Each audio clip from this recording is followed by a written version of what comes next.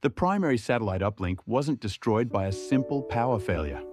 It didn't freeze, and it didn't succumb to the brutal Arctic winds. It was systematically executed. At exactly 3:14 a.m., the frozen silence of the Yamal Peninsula was completely vaporized, not by a natural expansion of underground methane gas, but by a highly coordinated, weaponized electromagnetic pulse that turned the very atmosphere against our machinery. If you are hearing this decrypted audio broadcast, it means our automated, high-altitude cloud relay satellite backup network successfully intercepted the compressed data burst in the final milliseconds before the physical ground beneath our primary base camp dissolved into the mouth of the underworld. We are running. We are driving blindly through an absolute crushing darkness that feels heavy, ancient, and terrifyingly alive. The heavy steel extraction platform we constructed with so much effort over the crater's western rim didn't just collapse into the pit, it was forcefully pulled down.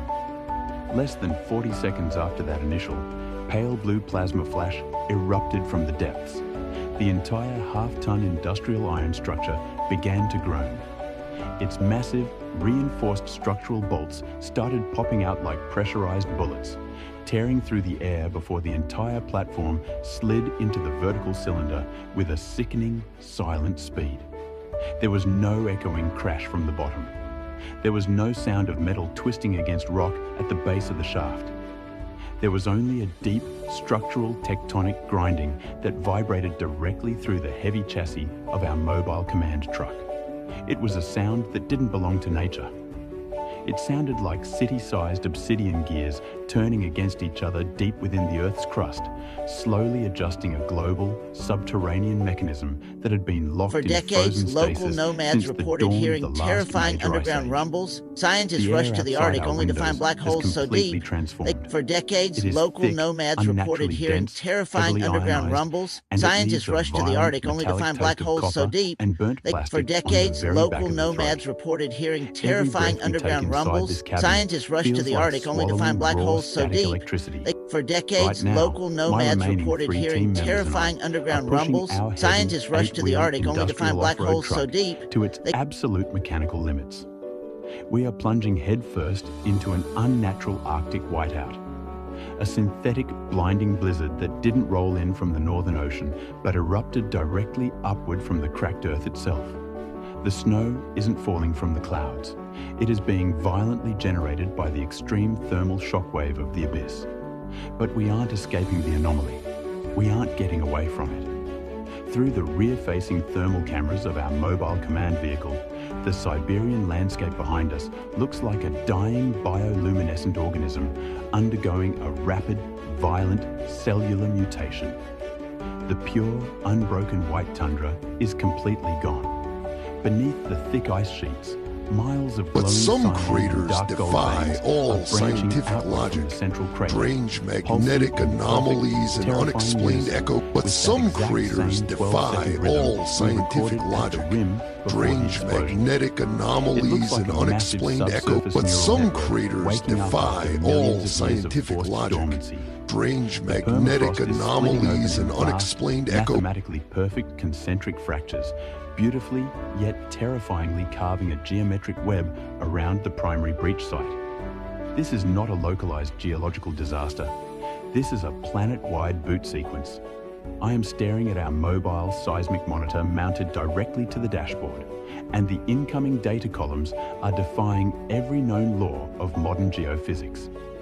Natural seismic waves radiate outward from an epicenter, losing their energy and weakening as they travel through layers of rock, sand, and sediment. These waves are doing the exact opposite. They are converging. They are gaining strength as they rush toward our position. Our radio receivers are picking up deep Earth acoustic signals from across the entire Arctic Circle. Clandestine, subterranean pulses from northern Canada, the coastal ice shelves of Greenland, and the highly isolated global seed. Let me explain exactly what our subsurface radar array captured in the final 3 minutes before our primary base camp was vaporized into nothingness. The low-frequency radar managed to penetrate nearly 4 miles down into the throat of the central cylinder before the specialized sensor housing literally melted from the localized kinetic heat waves. The digital rendering on our screens didn't show a magma chamber, a volcanic vent, or a hollow tectonic fault line. The radar signals bounced off an immense hollow cavern shaped like an inverted, flawless geometric pyramid. Suspended directly in the dead center of that massive underground void is a monolithic structure composed of an unknown, hyperdense crystalline alloy. A material that doesn't just block radar waves, it devours them completely, leaving a perfect, pitch-black digital shadow on our control monitors. The handwritten notes from the 1974 Soviet deep-core drilling teams are no longer the ramblings of paranoid, isolated men. They are a terrifyingly accurate historical map of our doom. Those engineers didn't halt their operations because they ran out of state funding or because the ground was too hard to pierce.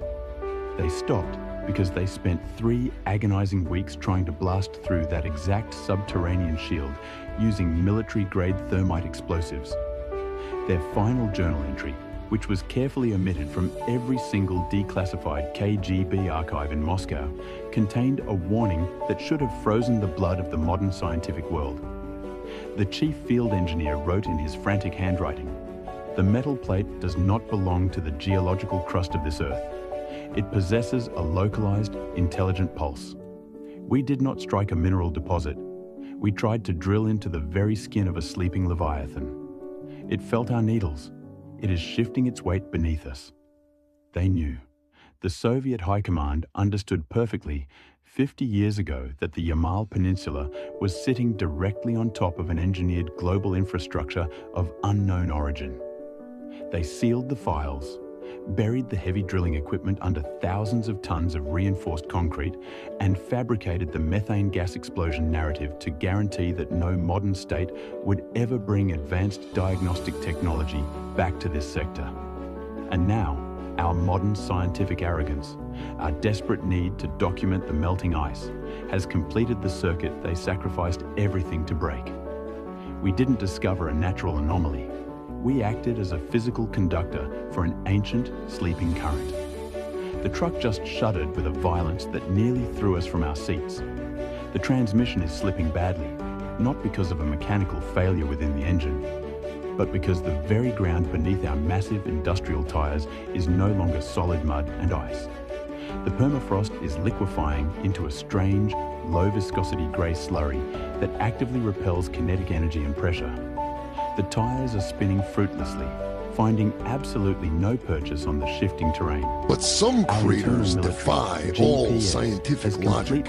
Strange magnetic anomalies and unexplained echo. But some craters defy all scientific logic.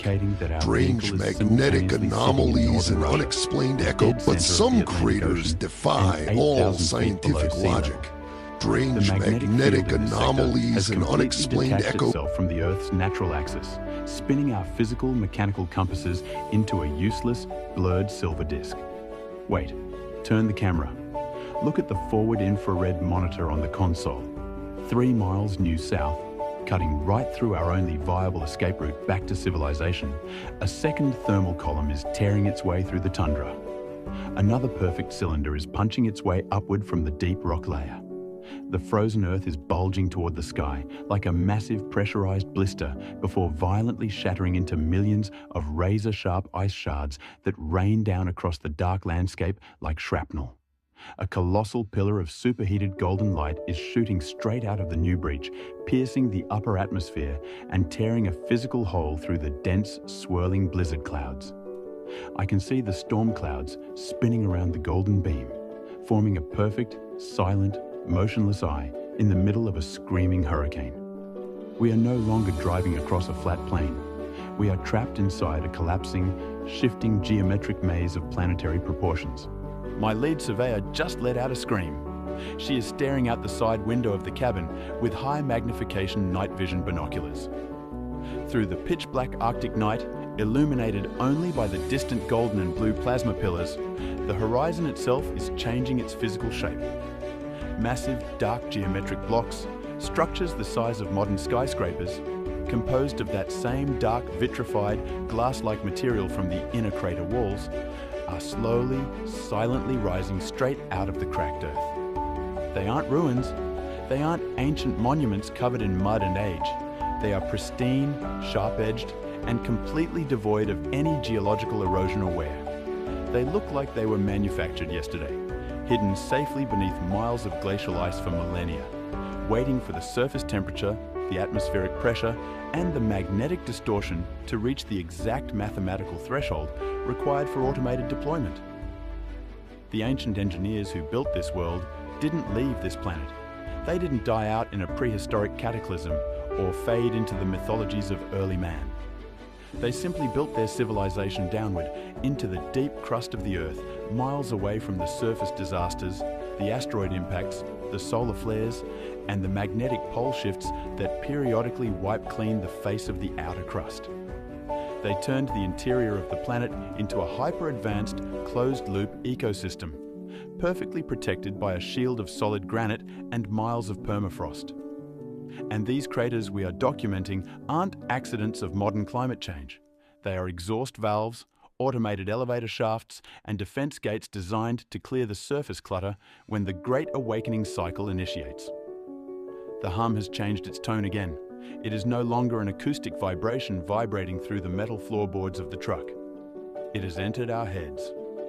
Everyone inside this mobile command car is experiencing an intense, high-frequency pressure directly behind their eyes. We can hear a repeating sequence of rhythmic clicks and static bursts inside our skulls, a structural binary code that completely bypasses our auditory nerves. It feels like a massive data transmission is flooding our human nervous systems, attempting to overwrite our organic spatial awareness with a completely alien map of the deep Earth. Our minds are being forced to process the impossible geometry of the underworld. The truck's engine just died. Every single indicator light on the dashboard went dark at the exact same instant.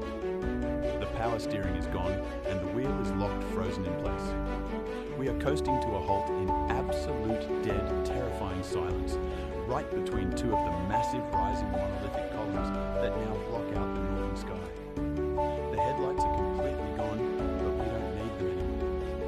The entire atmosphere around the truck is glowing with a thick, heavy, neon green static field that makes the hair on our arms stand straight up. Outside the reinforced glass windows, the snow has completely stopped falling.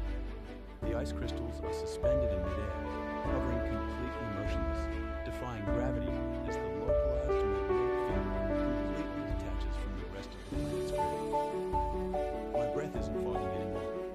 The air inside the cabin is suddenly warm, heated by the sheer kinetic energy of the structures rising around us. I can hear something moving outside the truck. It isn't the wind. It's a rhythmic, heavy mechanical scraping across the roof of our vehicle. For decades, local nomads reported hearing terrifying underground rumbles. Scientists rushed to the Arctic only to find black holes so deep. For decades, local nomads reported hearing terrifying underground rumbles. Scientists rushed to the Arctic only to find black holes so deep. For decades, local nomads reported hearing terrifying underground rumbles. Scientists rushed to the Arctic only to find black holes so deep. For decades, local nomads reported hearing terrifying underground rumbles. Scientists rushed to the Arctic only to find black holes so deep. But some craters defy all scientific logic. Strange magnetic anomalies and unexplained echo